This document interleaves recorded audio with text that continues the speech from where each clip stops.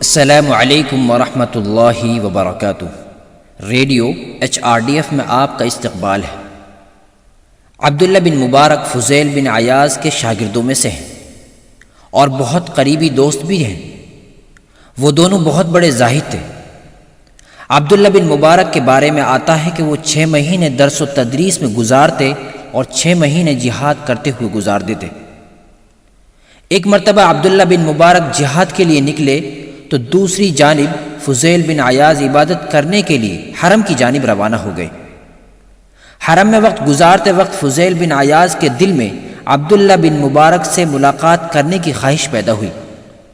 فضیل بن عیاض نے عبداللہ بن مبارک کو خط لکھا کہ آپ بھی میرے ساتھ حرم میں آ کر عبادت میں مشغول ہو جائیں۔ جب عبداللہ بن مبارک کو فضیل بن عیاض کا خط ملا تو انہوں نے ایک بہت ہی شاندار جواب لکھا۔ وہ جواب یہ ہے: يا عابد الحرمين لو أبصرتنا لعلمت أنك بالعبادة تلعب.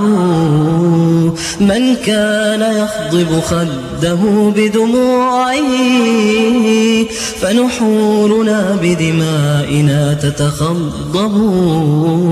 أو كان يتعب خيله في باطل فخيولنا يوم الصبيحة تتعب.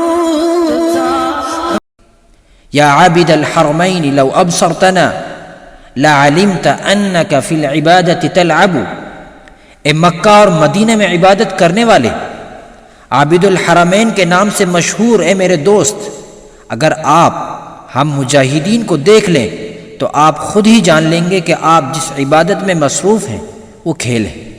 من كان يخضب خده بدموعه فنحورنا بدمائنا تتخذب. اگر آپ کے آنسو آپ کے رخساروں کو گیلا کرتے ہیں تو دشمنوں کی تلوار سے ہماری گردنیں ہمارے خون سے رنگین ہوتی ہیں۔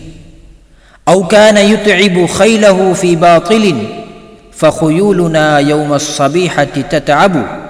اور لوگوں کے گھوڑے فضول کاموں میں تھکتے ہیں مگر ہمارے گھوڑے مسلسل دشمن سے لڑ کر ہی تھکتے ہیں۔ ریح العبیر لکم ونحن عبیرنا رہج السنابک والغبار الاطیب.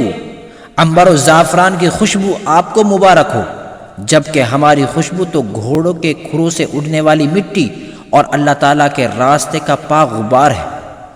وَلَقَدْ أَتَانَا مِن مَقَالِ نَبِيِّنَا قَوْلٌ صَحِيحٌ صَادِقٌ لَا يَكْذِبُ. ہم آپ کو اپنے نبی صلی اللہ علیہ وسلم کا ایک فرمان سناتے ہیں، ایسا فرمان جو بلا شبہ درست اور سچا ہے۔ لا يستوی وغبار خیر اللہ فی انف امرئ ودخان نار تلہب. جو اللہ کے لیے جہاد میں نکلتا ہے اس کے بدن پر لگنے والی دھول اور گرد و غبار اور دوزخ کی بھڑکتی آگ کبھی جمع نہیں ہو سکتی ہے۔ ھذا کتاب اللہ ینطق بیننا لیس الشہید بمیت لا یکذب. یہ اللہ کی کتاب ہے، ہمارے درمیان اعلان کر رہی ہے، اللہ کی راہ میں جان دینے والے کبھی مردہ نہیں ہوتے ہیں، بلا شبہ یہ فرمان سچا اور صادق ہے۔